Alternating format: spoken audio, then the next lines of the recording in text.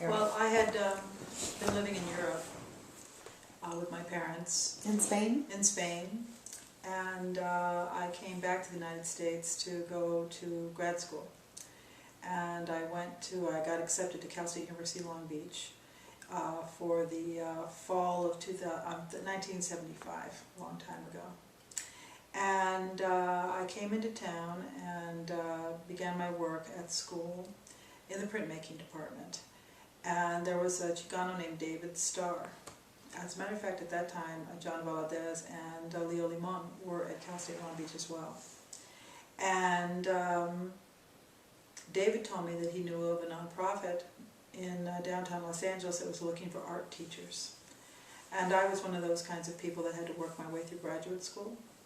And at the time I was doing factory work and modeling for art classes and bussing tables.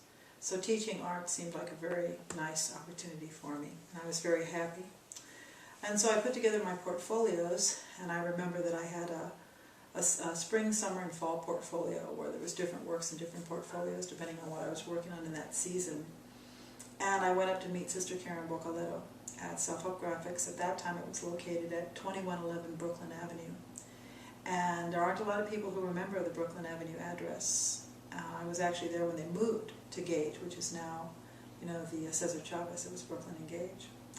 And I remember being very nervous when I met Sister Karen. I was very nervous. I was, you know how you get fuzzy when you're nervous? And Sister Karen interviewed me and looked at the portfolios of work, and actually Micah Meskel was there for the interview. And at the time, Sister Pius was her bookkeeper, and Sister Beth was her assistant director. And I was interviewed by Sister Karen, and I saw the studio, which was a very, very large room on the second floor of 2111 Brooklyn. It was wood floors and just a really large open space with sinks on the left-hand side as you came in. Sort of long working sinks. I don't know what that space was before. I can't imagine, probably some sort of a factory or working space. And it was divided by just partitions in the room. And there was silk screening going on in the back. And the Vallejo Mobile Art Studio actually existed at that time. I think it had already been up for a year. And I was being interviewed actually to teach on the Vallejo Mobile Art Studio, and Sister Karen was looking for a silk screener. And my undergraduate teacher, Ernest Lacey, who's still an artist here in Southern California, actually taught me silk screen in undergraduate work. So I knew all about silk screening. And because I came from Spain, had been living in Spain, I spoke Spanish, and so I was hired for the opportunity. And Sister Karen was very kind to me. I always had a very close relationship with her because she was a printmaker as well, and an artist, and she loved being an artist, and so do I. So we always had very good conversations about the artistic process, the creative process. And I worked on Vallejo Mobile Art Studio as a part of the California Arts Council grants. And at that point, who was on, as a matter of fact, there is a name that I need to give to you later because there was another artist that was on the Vallejo Mobile Art Studio at that time that I think you should talk to as well.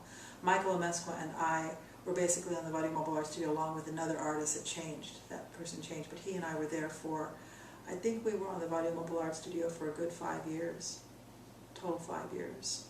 And it was a very interesting experience because Sister Karen was very adamant about including Mesoamerican and Mexican iconography and history in teaching young people in East LA. And so you had lots of young Chicanos, young Mexican Americans, young Latinos that enjoyed learning about Mexican history and making imagery that was reminiscent of iconography of Mexico. And uplifting, right? It was very uplifting for everyone. I mean, we all learned a great deal about ourselves and about the culture. And Sister Karen gave us an avenue to be able to teach what we were learning to other children. At that point, my husband and I were traveling to Mexico a great deal. I got married almost immediately afterwards. I started working at Self-Help Graphics in early 1976, and Ron and I got married in August of 1977.